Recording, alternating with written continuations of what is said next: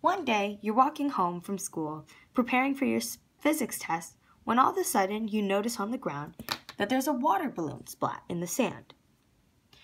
You don't think much of it and you keep studying in your head silently, but as you walk towards your house, you measure it to be 20 meters.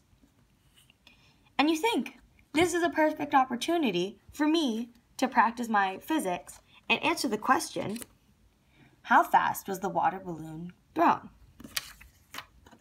Well, knowing that the distance from the house to the water balloon splat is 20 meters, and the vertical direction or distance from the bottom of the house to the top of the house where your brother lives, and obviously it was your brother, knowing your brother, 10 meters. And so now you think, what was its initial velocity or speed? So you use the handy-dandy position equation, x equals 1/2 at squared plus vo squared plus xo. Or in other terms, position equals 1/2 times acceleration times time squared plus initial velocity times time plus initial position. Now, your physics teacher told you that you have to keep them separate. And by them, I mean the horizontal and vertical speeds or velocity. Same thing.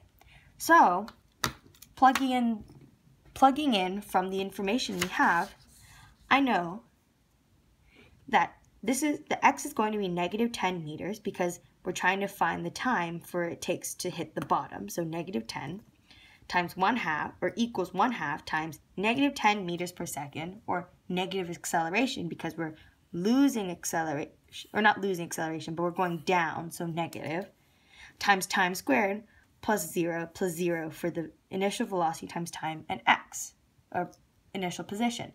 This is because we have to keep them separate.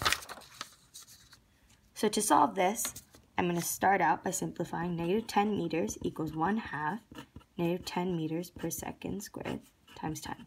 To make it easier, I'm going to drop all of the units. So negative 10 equals negative 5 times t squared divided by negative 5 on both sides. T squared equals 2.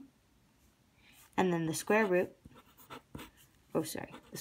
to eliminate the squared here is t equals the square root of 2. So this is your time. Now, to figure out the position at which, or not the position, the velocity, going back to the question, how fast was the water balloon thrown, I'm going to use the equation d equals initial, or velocity times time. So knowing the distance being 20 meters equals v, or the speed, times the time, which is the square root of 2. V equals times square root t equals 20. Divide both sides by square root of 2. Square root of 2. Velocity equals 14.14.